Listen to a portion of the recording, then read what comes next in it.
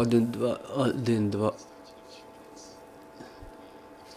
Translation to be ready and all technical aspects to be set up.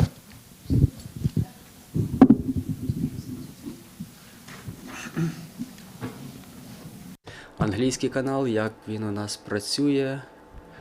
Як працює англійський канал?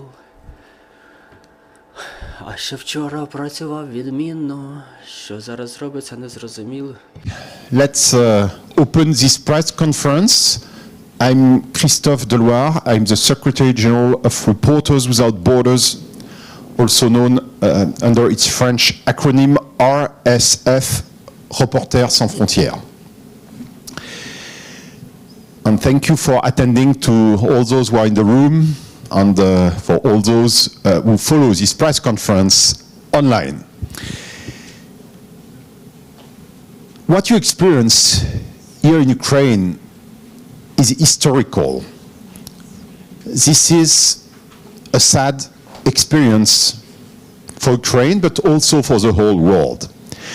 This war was prepared for more than a decade by a war of propaganda.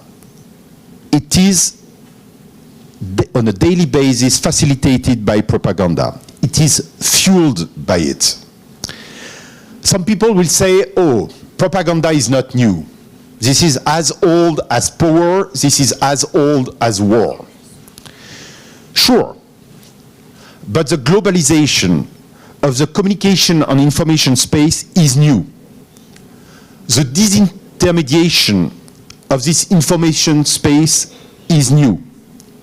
Technological means for the production, circulation, and most importantly, amplification of propaganda, of disinformation, are new. This is a fully new context, and it changes everything. This is also a war with crimes against media, against journalists, committed to an industrial scale. More than 120 journalists were victims of war crimes. Journalists are targeted. Of the more than 50 cases registered by Reporters Without Borders of journalists who came under rifle fire or artillery fire, at least the half of them were deliberately targeted as journalists. Why are we here? I came with an important RSF delegation composed by different people in charge of different departments in our organization. We came to make an assessment, to meet with the newsrooms. We came to advocate for measures. We came to bring concrete recommendations, and we came even to put solutions on the table. This trip, I have to mention, was scheduled before the death of Arman Soldin, but we paid a tribute to him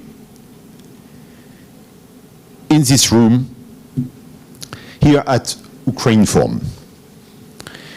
We organized this press conference to introduce what we consider a roadmap for a democratic media landscape. A roadmap that should start during the war and which should be available for the rebuilding and strengthening of the democratic Ukrainian information space and media landscape. During this press conference, we will introduce this roadmap, this toolbox. We will call on President Zelensky and his administration to implement this roadmap. I would like to briefly introduce the speakers.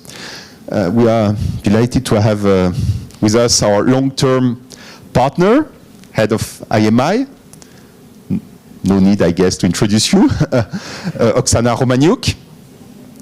We have with us, and thank you for coming, Svitlana Ostapa, who is the head of the Supervisory Board. Thank you, Svitlana, for being with us. And we have two members of the RSF team, Jeanne Cavelier, who is head of the Eastern Europe and Central Asia desk, based in Paris, and Thibaut Brutin, who is also based in Paris and who is Assistant Director General. Let's first have a look back. Exactly 1 year ago, 1 year to the day, to today, May 17, RSF opened its center in Kyiv for the protection of journalists, for media freedom. We had opened our first center in Lviv 3 weeks after the Russian aggression. Our achievements to date. We supported, since the creation of the two centers, more than 1,000 journalists. 3 out of 4 are Ukrainians. 75% of them are Ukrainians. 36 nationalities, all included. 750 journalists were beneficiaries of delivering of protection equipment, bulletproof jackets, helmets, first aid kits. 375 journalists were trained for physical safety, first aid, psychological safety. 96 media got electricity generators or batteries. We contributed to the funding of 30 media outlets, 130 journalists. We launched investigations, especially on the cases of the deaths of Max Levin, on the forced disappearance of Dmitry Kilyuk. We filed criminal complaints. We filed the last complaint to date. It was number 8, 2 days ago, and gave it from hand to hand yesterday to the general prosecutor staff. This last complaint includes the cases of the death of Bohdan Pitik and the forced disappearance of Dmitry Kilyuk. During this mission, we met with newsrooms, including of course newsrooms we directly support. We met with the General Prosecutor team, with Deputy Prosecutor General Oleksiy Boniuk and 5 other staff members. We met with the Deputy Minister for Culture, Taras Shevchenko. We had the chance to meet also with the Minister in this room. And we met with the Media Advisor to the President, Mikhailo Podolyak, and Irina Pobiedonosteva. As we heard once, Ukrainians are in one boat.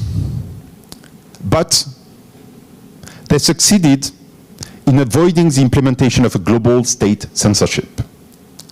Ukraine, as you may know, is ranked 79th out of 180 countries in the World Press Freedom Index, which was recently published on May 3rd on the occasion of the World Press Freedom Day, which can be valued. This ranking clearly can be valued in a country at war.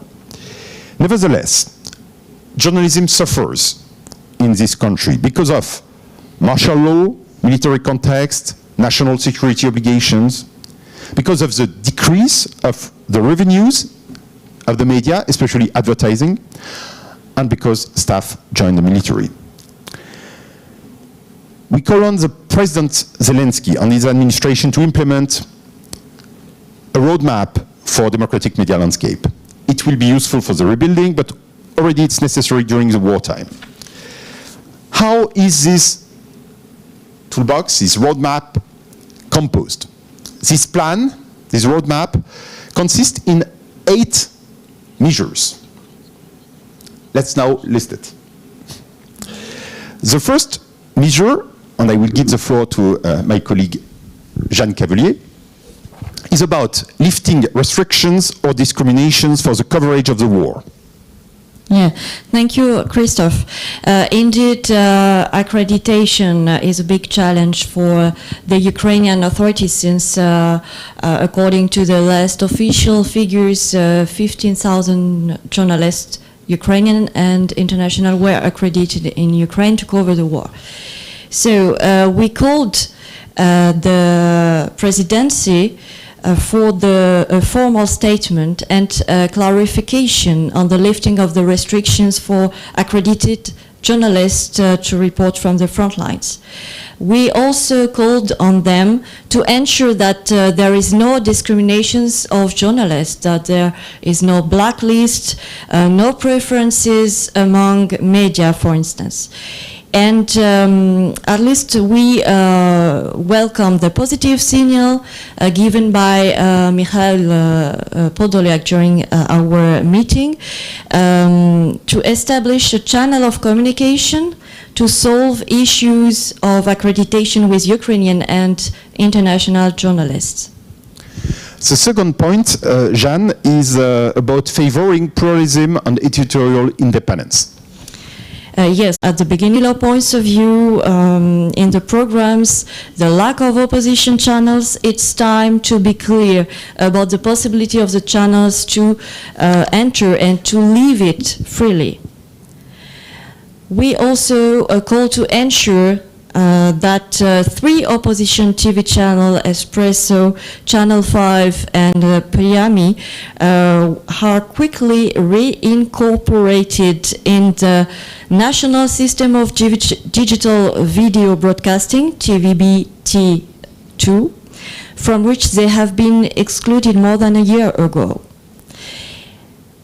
And to guarantee the regulator's independence, even if it can be adopted before the lift of the martial law, we think that it's possible to prepare a draft law in association with us, with RSF, with IMI, and other media organizations here in Ukraine to ensure its independence. The third point of this 8-point roadmap is about securing the funding of journalism. We call to continue to mobilize international funds for Ukrainian media during the wartime and for the rebuilding of its media after the war. We also called the presidency for a full funding of public broadcaster, which is known for its quality and independence. And I think Svitlana will speak about that later, because this public media is underfunded, unfortunately. I will now give the floor to our colleague Thibault Brutin for the fourth point, which is about favoring quality journalism in the economic and digital ecosystem through the implementation of the Journalism Trust Initiative. I mentioned that we came with recommendations, but also with very concrete propositions and solutions. Thank you. Yes, in the meetings we had with media outlets since we arrived, media outlet executives have expressed concerns about the lack of appropriate moderation on social media, the problems of monetization of the content, also the lack of prominence of trustworthy sources. So we call on the media themselves, but also to the authorities to favor mechanisms like the Journalism Trust Initiative, which is an ISO-type standard on processes and transparency of newsrooms. It is a system that's already existing. It's available in Ukrainian, and the transparency reports that media outlets have to publish in order to show their compliance with the standard are to be picked up by tech platforms. We already have the commitment of Microsoft to favor the sources that will be JTI compliant. We have a set of 25 media outlets that have already agreed to be part of the initial batch of media outlets whose signal will be picked up by Microsoft, and maybe in the future we'll convince YouTube to do so as well. We can only encourage the authorities to endorse this protocol. It's deployed in Ukraine with consultants of NewsGuard, which is a leading US firm, and we think it can really benefit the digital ecosystem in Ukraine. Thank you, Thibault. The fifth point is about finding solutions to the most difficult issues along with other democratic governments. Clearly, the way the digital information and communication space is organized. The disintermediation I mentioned changes a lot. And a lot of governments, and even democratic governments in peacetime, are looking for solutions to issues that require new types of regulation, like the social media networks, the apps. And there is a multilateral effort which has been initiated by RSF and which is called the Partnership on Information and Democracy, with now an intergovernmental partnership signed by 50 democratic governments. 25 are members of the European Union. Other ones are on all continents, from the US to South Africa to South Korea. This is a multilateral effort that is a joint effort by governments and the civil society, and with very developing recommendations for the regulation on the most difficult issues where really we cannot be inspired by the laws of the past. And clearly it would make sense that Ukraine joins this partnership, becomes a 51st government to join, and uses this framework to work with other governments, with other democratic governments, on solutions that can be found even for things like disinformation on channels like Telegram. This is not easy for a democratic government to find a solution that respects freedom of expression, but also that allows to impose democratic safeguards. So this framework is available.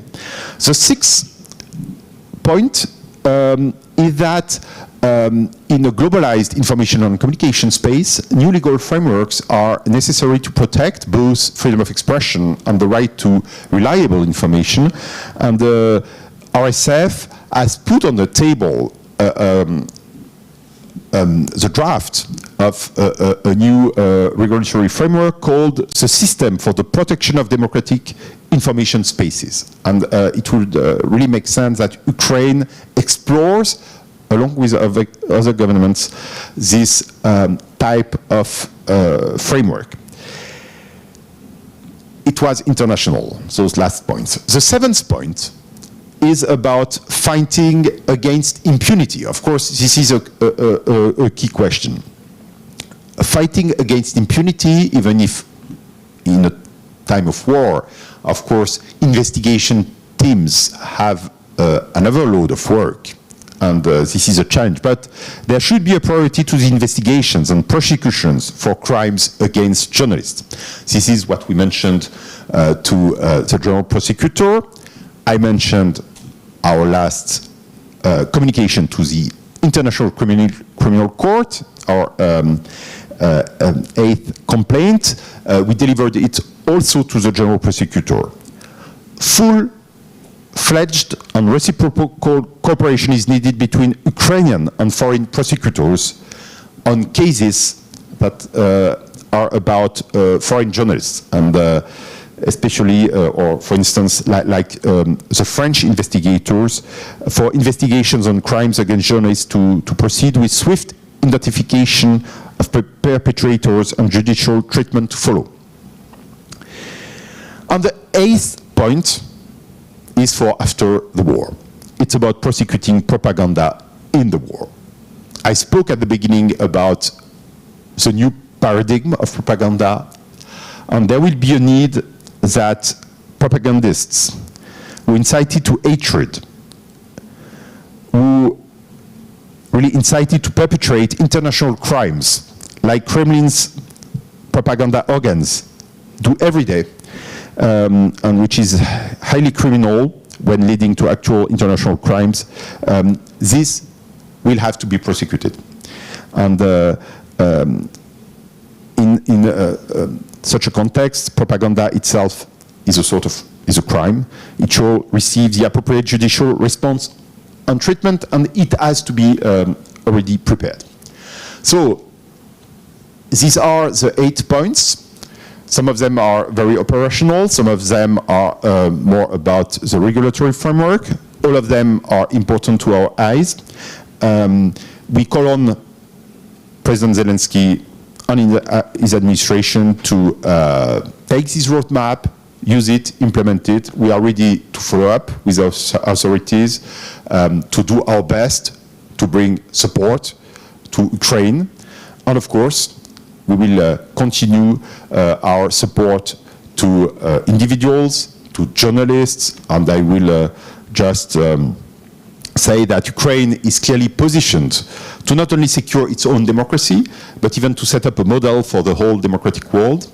And I will just, as a conclusion, say that we are very impressed by what all journalists do in Ukraine, foreigners and Ukrainians, but really I would like to pay a specific tribute and to say how impressed we are by Ukrainian journalism in such circumstances. Thank you. I will now give the floor to Oksana Romaniuk. We are so impressed by what Romania does since the aggression, but what you did years and years before, Oksana.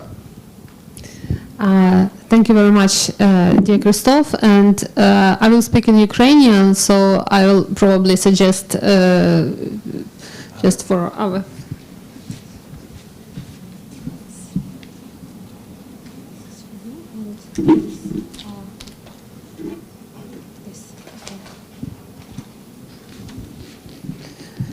Невеличка технічна пауза. We're having a small technical pause.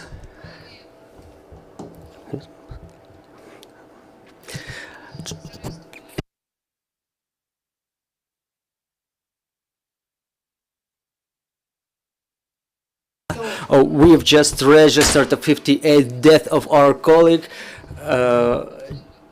Just yesterday, this week, a photographer died, Denis Krivy, who was making pictures and videos for National Geographic.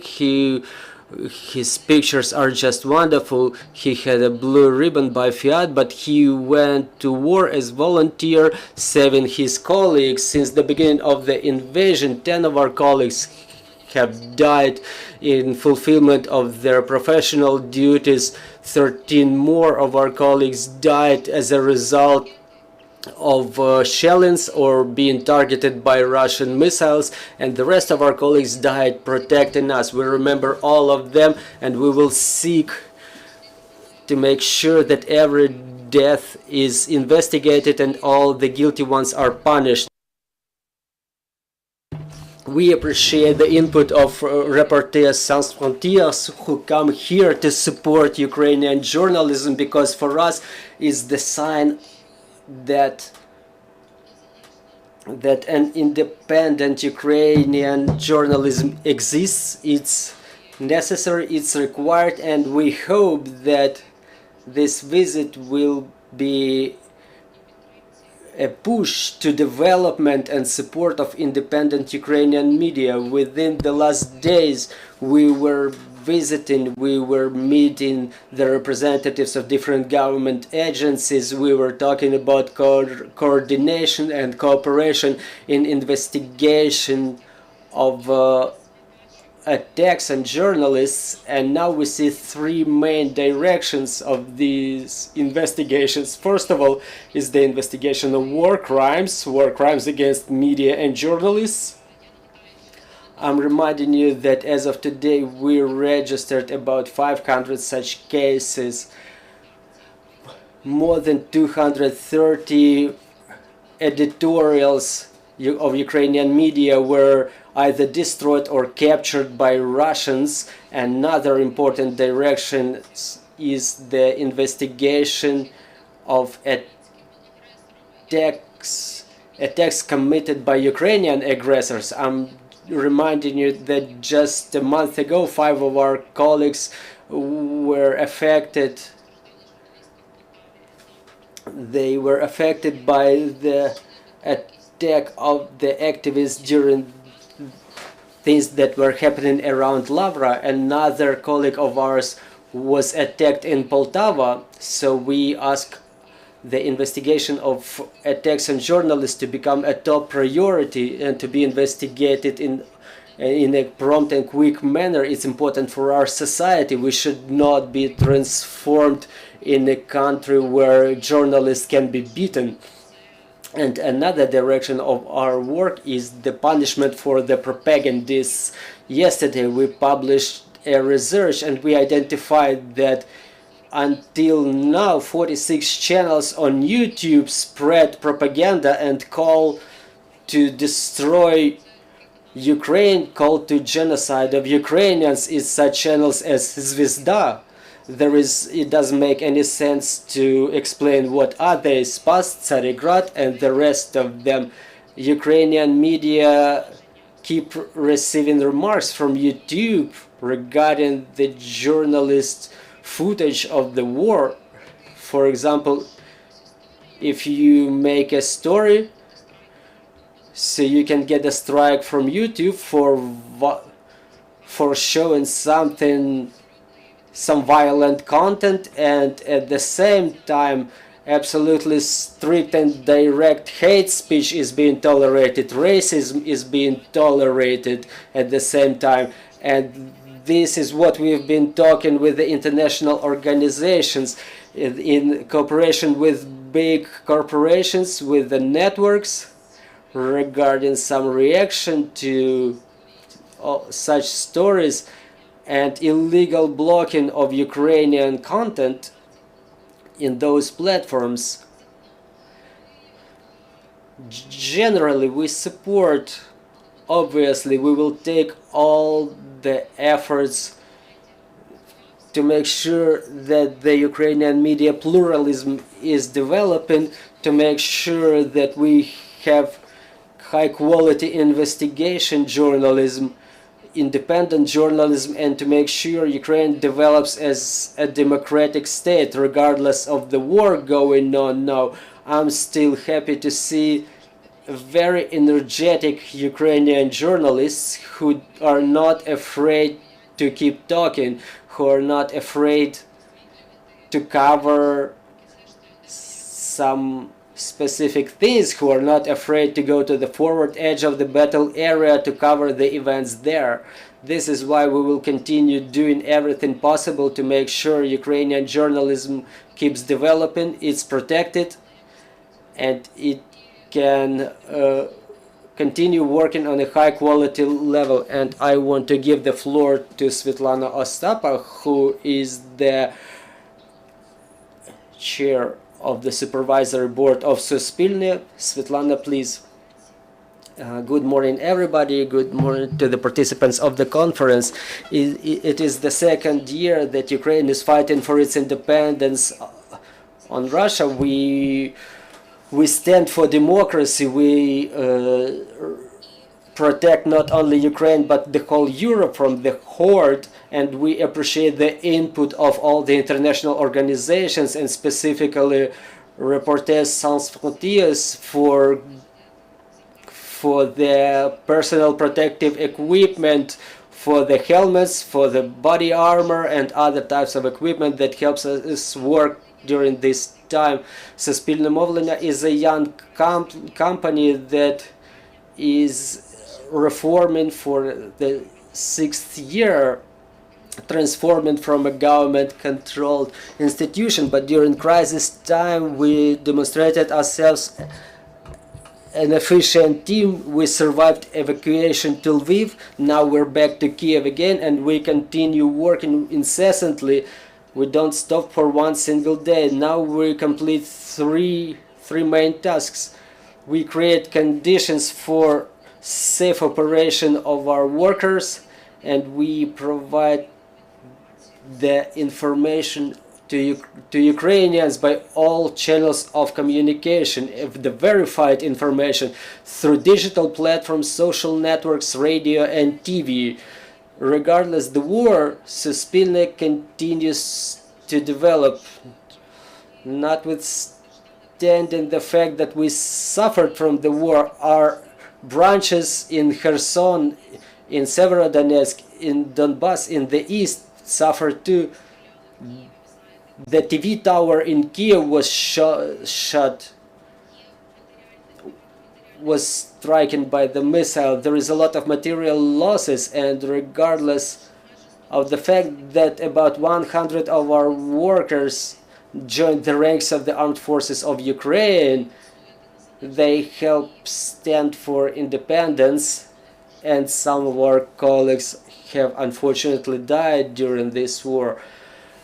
We still continue developing суспільне мовлення. The supervisory board approved the strategy for years 23-25, and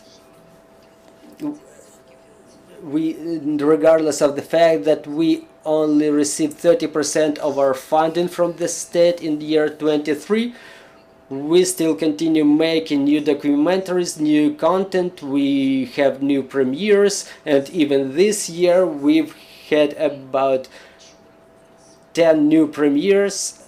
For example, yesterday we had pre-premiere demonstration of the documentary Anatomy of Russism, where we investigate where the Russist ideology came from, why it's being supported by the Russian people. Is the first episode of the show, and I think that there will be English translation, and you will be able to see that fundamental and quite an interesting work. Also this year we launched a weekly political talk show in Suspilne. It's a weight-balanced political show where not only the problems are discussed but also the solutions. By anniversary of Bucha occupation, we've shown a documentary made by our team, Bucha execution in Mirotsky. That's the name of the street where the volunteers were shot, and this investigation will support our journalist investigation, will support the investigation of the law enforcement agencies, and some of our documentaries were already bought by the European broadcasters. I'm reminding you, we are the youngest public broadcaster in Europe. When the full-scale invasion has begun, 50% of our workers had to be suspended. We couldn't keep them working, but now they're back in action, and it's about 4,000 employees in total. In cooperation with BBC, we organized Eurovision 2023 because regardless of Ukrainian victory last year, due to the security situation or insecurity for the participants, we couldn't have held it in Ukraine. And so given the conditions, we did everything possible. We continue to adhere the professional standards in our work, and the channel which is broadcasted in the United Marathon, we don't promulgate political PR information, and for 70% of the population of Ukraine said that the existence of Suspilne is important for them. Moreover, the ratings of all the Suspilne platforms are growing. In the beginning of April, we were receiving the EBU in Ukraine, Director General of French television Delphine Arnaud-Concy, and Noël Coran, the Director General of EBU. We were visiting our branch in Chernihiv, and they were quite impressed by the work of our employees. A couple of words about things that hinder our operation. As I mentioned, back in 2023, the Parliament cut our budget for another time, so they allocated 1.5 billion hryvnias to us. It's about 30% of the amount. So we were conscious that we would not be able to get the full amount because it's the war going on in the country, so we were going to work even with a budget like this. However, we've seen that the Parliament allocated the same amount for the channels that produce TV Marathon, both private channels and public radio channels. So we've realized that those funds were taken from us and given away to TV Marathon. the government continues to reinforce those public channels. And when Suspilne was created back in 2017, Ukraine was obliged to get rid of public broadcasting. Back then there was only Parliamentary Rada channel and Inamовлення. And now there are already 4 TV public channels plus 1 public radio channels. Before that there was a channel Dom, which is now transformed into just an all-national channel, and now there are military channels being opened, which is motivated by the martial law. About our participation in the TV marathon in the beginning of the invasion, our flagman channel was First Channel, and in part we have been broadcasted by the First Ukrainian Radio channel. I think that in the beginning of the war it was reasonable to joint efforts and resources. Not all of the TV channels could broadcast during the marathon. The human resource was not sufficient. Not all of the speakers who were commenting, top-level government officials, they could not tear themselves between all of the channels. The spectators were not leaving the screens. They were stuck to the screens. Now the percentage of the spectators decreases month to month, but still the level of trust to the news on the TV marathon remains high. But I see there is no reason to continue this TV marathon. Gradually we should start thinking about wrapping it up. This is evidenced by the actions of the private channels. For example, ICTV and 1+1 opened the clone channels. 1+1 created 1+1 Ukraine, and ICTV created ICTV2. I understand them clearly. They have to make money on advertising. They cannot do it during TV marathon. For example, we as Suspilne, we cannot open channel 1 and 2 in brackets.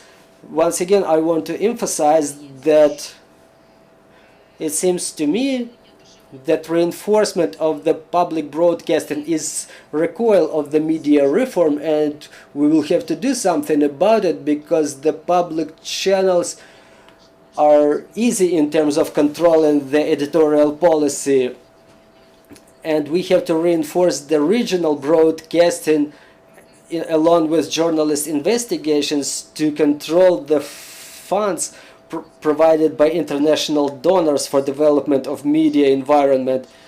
So this is an extremely important issue for us, and once again I want to emphasize that Suspilne is one of the elements of democratic Ukraine, and it seems to me that it should be supported by all means possible. Thank you.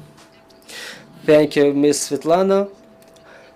I want to support your call. I want to support Suspilne, and what I want to add is now we've opened 10 media hubs in different regions of Ukraine. 11th one is about to be opened shortly in Sumy, and over there the journalists, they can rent the equipment on a monthly basis. We have about 20 different events there. Journalists can work there, undergo some trainings, and we do it to support Ukrainian independent regional journalism, because we see that the citizens really trust the journalists, and we should work better now to have the investigations now to control the movement of funds, as it was said, rather than to face some scandal after the war. As of today, we've helped with our equipment to about 3,000 journalists. We've held trainings, and during the blackouts we provided workspaces for around, I think, 4,000 journalists, and we appreciate the input of our partners. We appreciate their support in this uneasy fight. And altogether, I hope we will achieve victory, and we will make sure Ukrainian journalism will continue developing. Thank you. Both. Sorry if we were a bit long, but there were a lot of things to say and we had to explain, but now you have the floor for questions.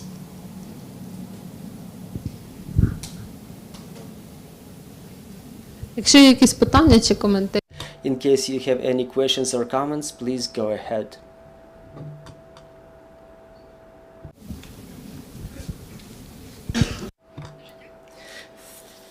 Thank you very much, Angelina Strashko, Ukrinform. I have a question to Mr. Christophe.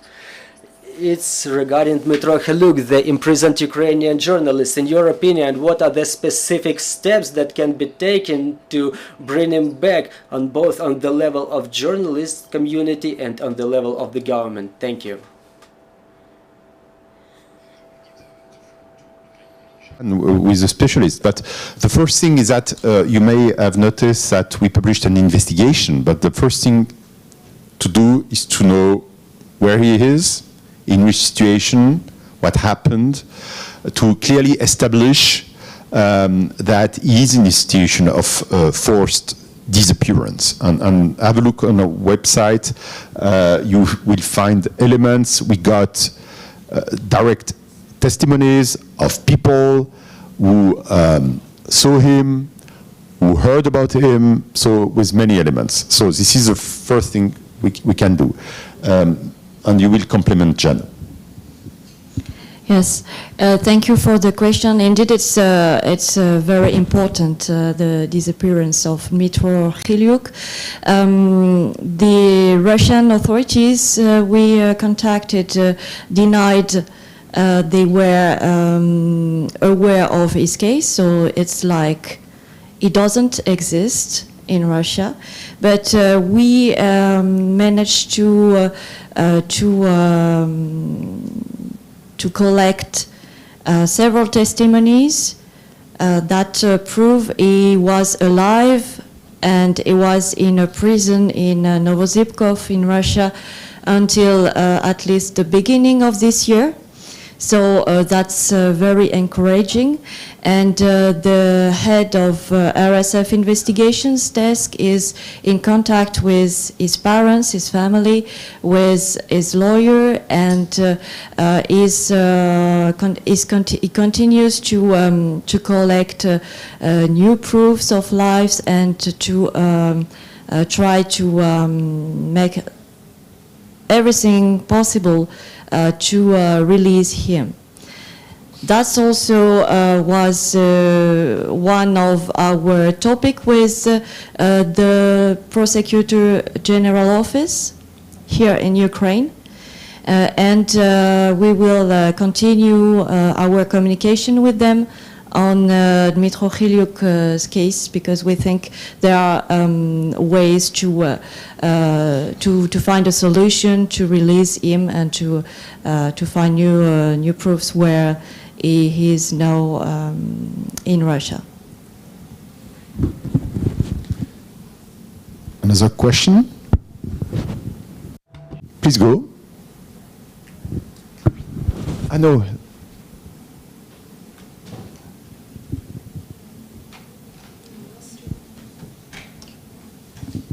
Is there any question, or do we put an end to the press conference? I'm sorry for those online who cannot ask questions, but this is clearly not censorship. This is there is just a technical reason. Yeah, just to highlight the fact that the map you can see behind us is a map of exactions in Ukraine. We are monitoring every day the exactions in Ukraine against media, against journalists, against TV towers, and so you can see this map. It's also on our website. It's rsf.org, and I invite you to have a look on this.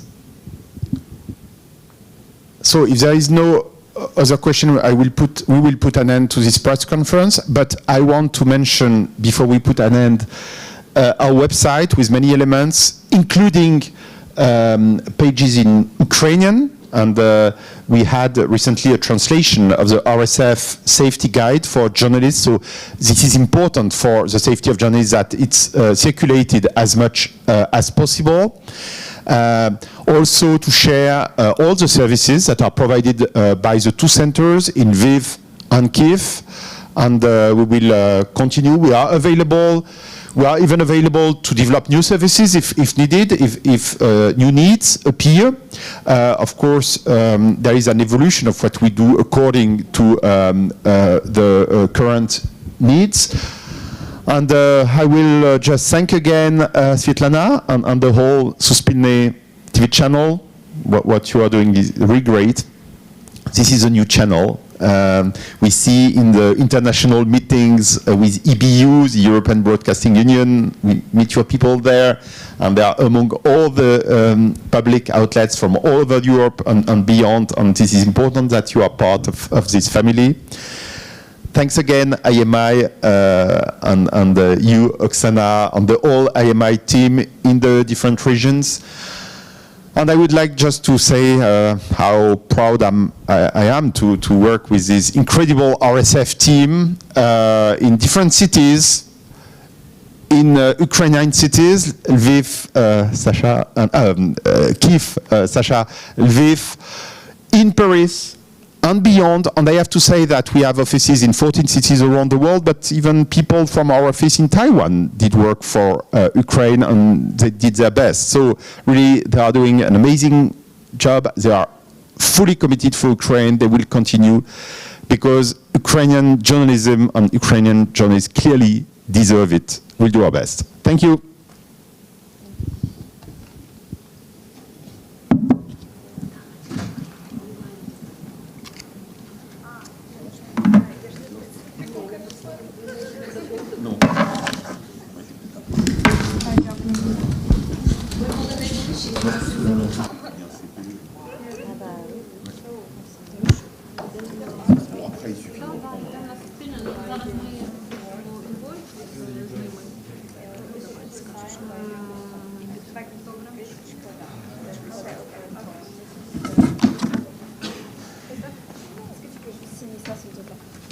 C'est pour la facture, justement.